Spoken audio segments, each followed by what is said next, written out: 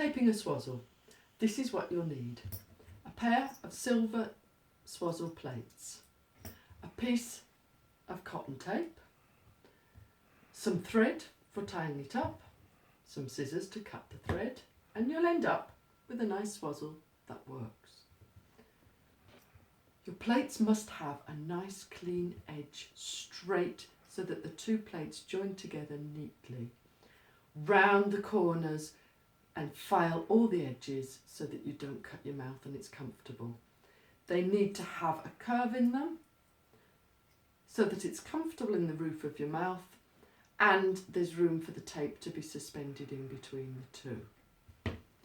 The tape can be any cotton tape, as long as it's narrower than the plates so that you're not putting it over the curved corners, it will work. If it's very thick, you'll get a more muffled sound, although it will last longer. I prefer a thinner tape that I change every season. You cut a piece that's 14 centimetres long and you drop it into boiling water in a pan for 5 minutes. It will shrink. It's much better for it to shrink before you start than later when you're using your swazzle and it changes the pitch completely. So once you've shrunk it, you're going to put it on. Now I have a nice wet piece here, ready to go on.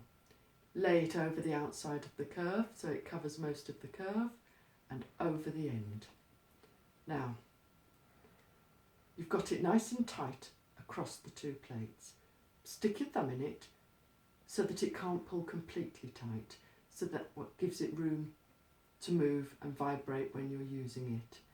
Then add in the other plate, push them together and wrap the whole thing up in your tape.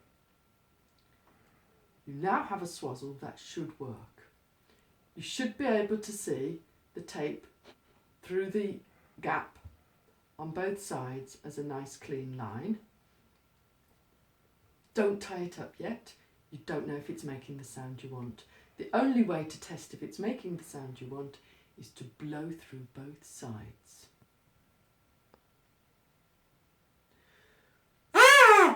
And the other side. Now, if your sound is too high, it simply means you've got to untape it and loosen your tape up a bit. And if your sound's too low, you've got to tighten it up a little. And if it's not the same on both sides, you've got one side a little looser than the other.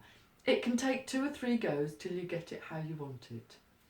Once you've got it right, take a piece of thread and wrap it round. First tie a knot all the way around and then go all the way round, over and over and over before you tie it off. Make sure you go right to the edges, because if you leave the edges loose, then the tape will flap and you'll change your sound.